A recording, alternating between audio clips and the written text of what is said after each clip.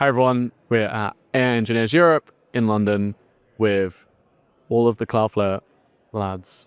Woo, Cloudflare. Sunil, Thomas, and Matt. Bill. Okay, so I guess the question I want to ask you guys, what you're excited about at the conference and just in general with AI engineering.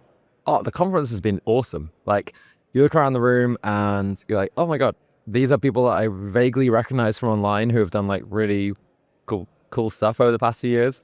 We have the OpenClaw guy. We have Peter. We have the Pi guy. Yeah, there's like loads of people that you look around and you're like, oh my God, that's sick. And the talks have been really, really good. Yeah, I'd agree with that. I was showing someone my dumb side project and I was like, oh, what have you made? He's like, I made Flask. I'm like, oh. I'm like, okay. Sorry. Wow. Like, No, it's been nice because this has been the takeover from the Viennese school of coding.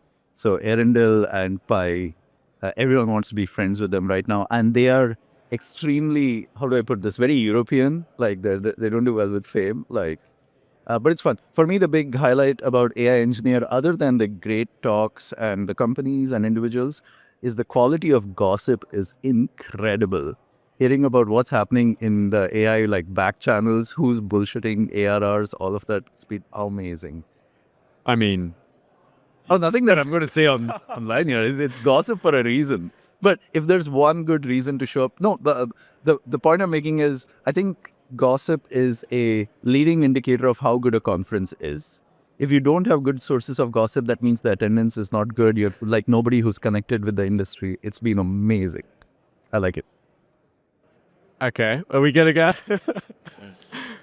No, but seriously, it's been good. I think I was worried about an 8-track conference. It's been a while since I've done one of those, but it's just jam-packed with everyone that you know. It's not, there's like no filler. It's all killer. It's amazing conference. Amazing. Okay, what technologies are you excited about in particular? I know like Sunil, you did your talk on code mode, and I know Matt, you're doing, I missed your one, but MCP in code mode. MCP in code mode.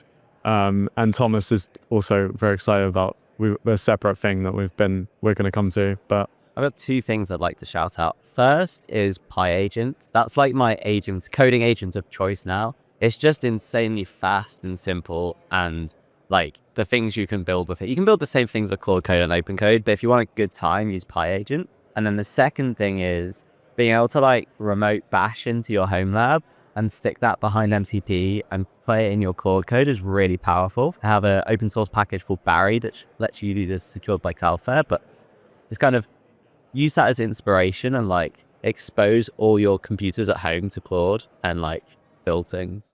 Thomas was telling me, he was like, this thing is so awesome. This thing is so awesome. Like, look, I'm just in the Claude app and I'm using my normal like Claude subscription or whatever. And I have this persistent sandbox that is my Raspberry Pi in my bedroom.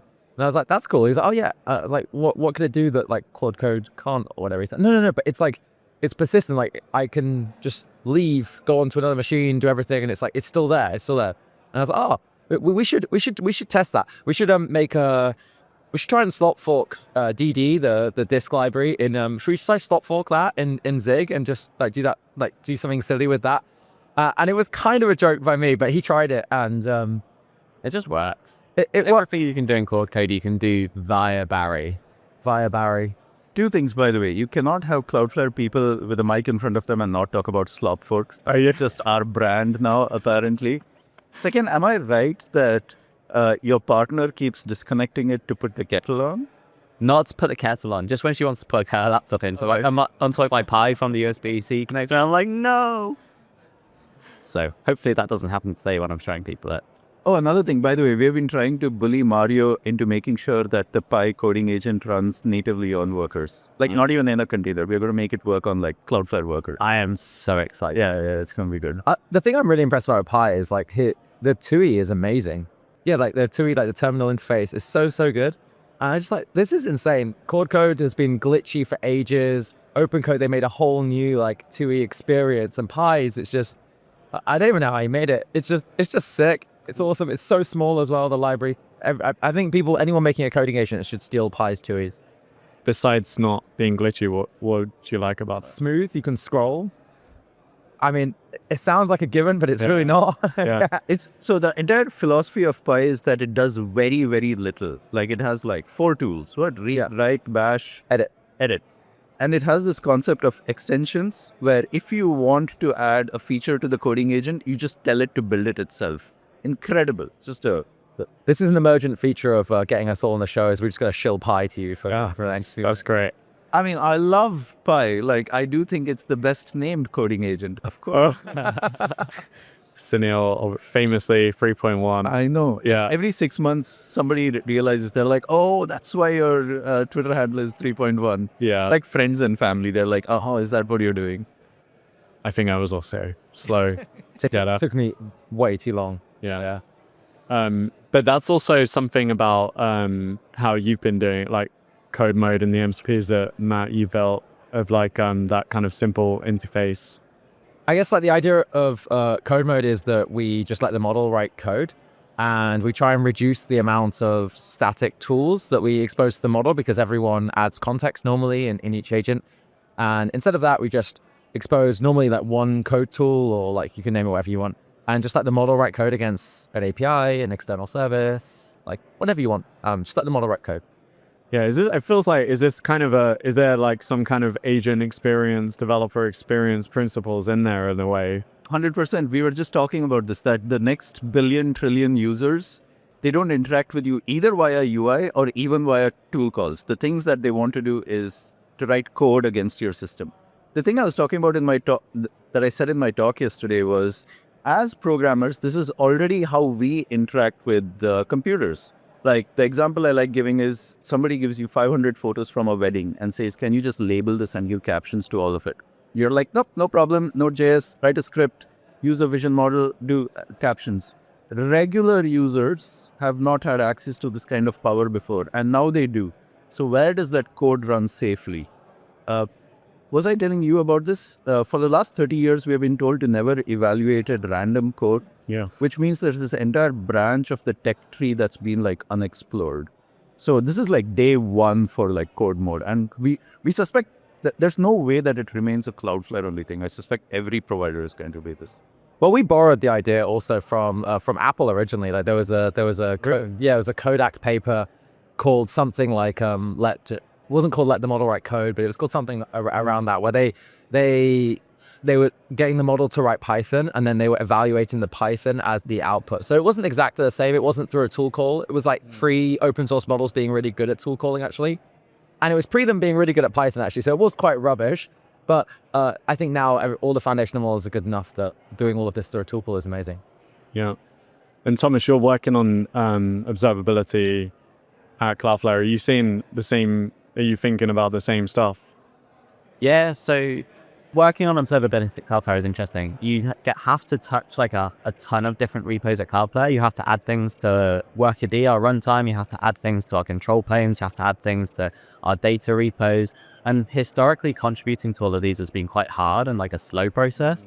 And now the ability to go like, hey, make a PR to this repo doing X, Y, and Z is so easy that then the hard part has become being trusted to contribute to these repos, and then finding people in those, like building relationships with the maintainers of these repos. So that's kind of the key thing for me right now, is just like being nice to people and like trying to make them my friends and being like, please, can you merge my PR? It's really important for this feature we're working on. We're all learning from the school of Sunil about...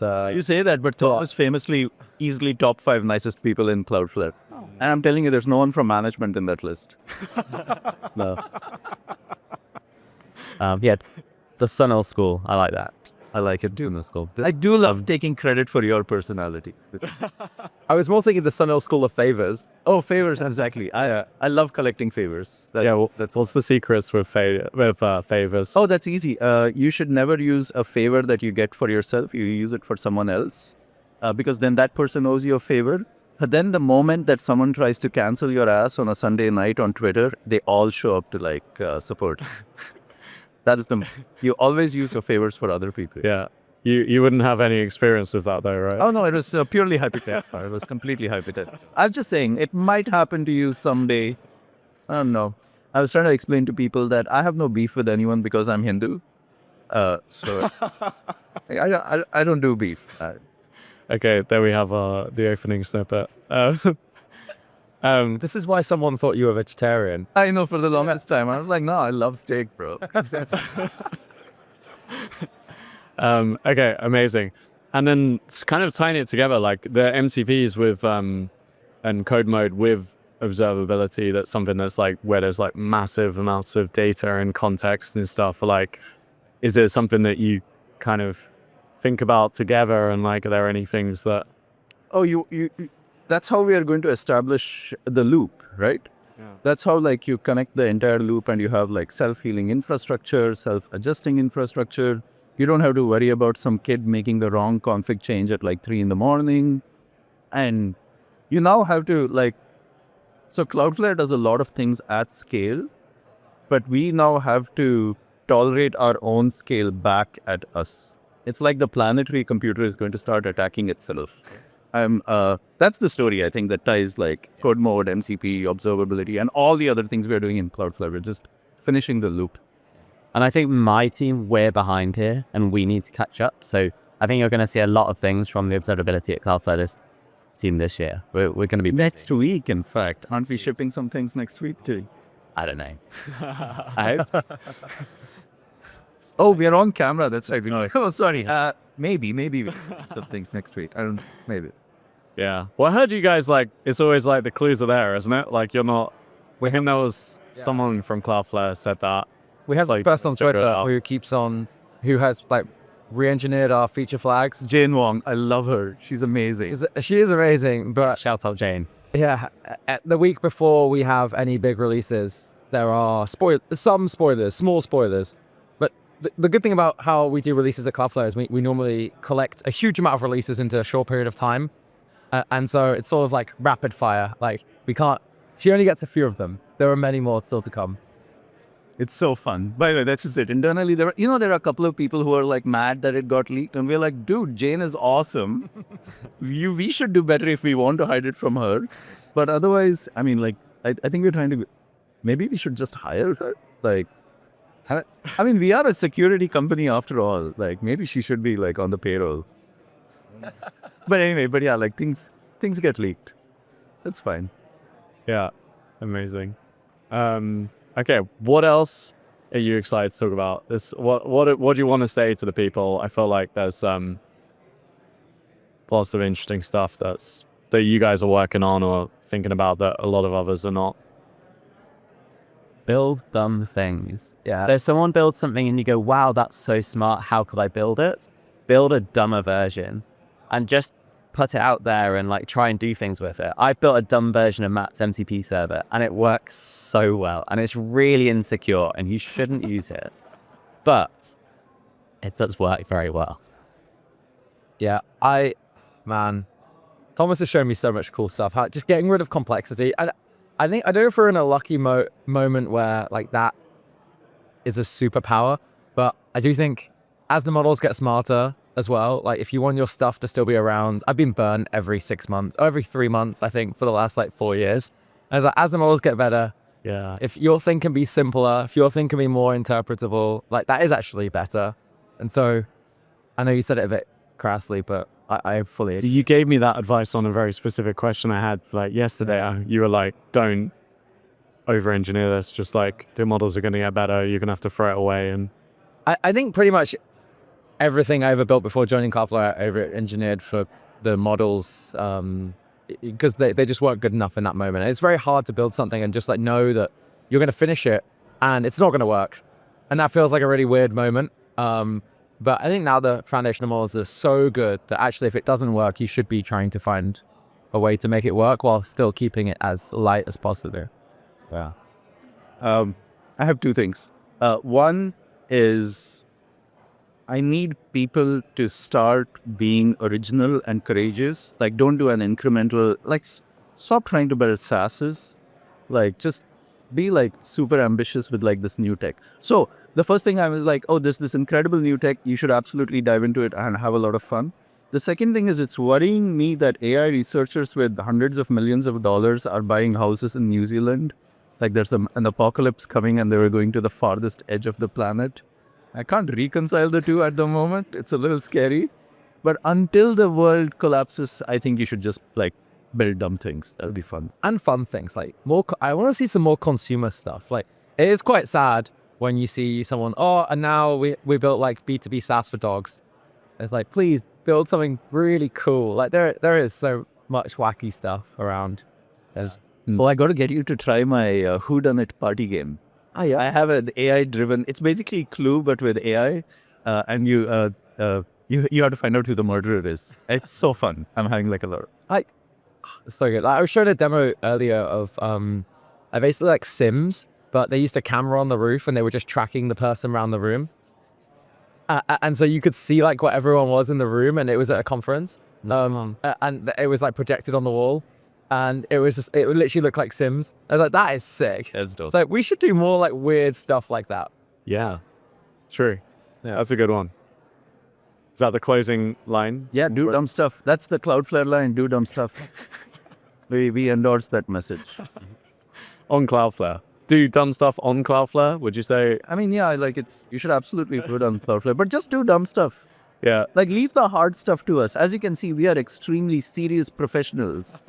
We don't fuck around with these things. Like you get to do the dumb stuff.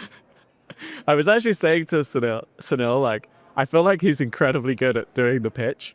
Like, but like you do it in a way where you want him to hear it because it's just so like, you want to hear him say it because it's so like funny on his talk. So. Also the haircut and the Okay. liner. Yeah, That's looking very fresh. I mean, that's the key to a good sales pitch. Yeah, thanks so much, guys. Really fun. Hey, thanks for having us, man. It's Thank you, Rick. Awesome.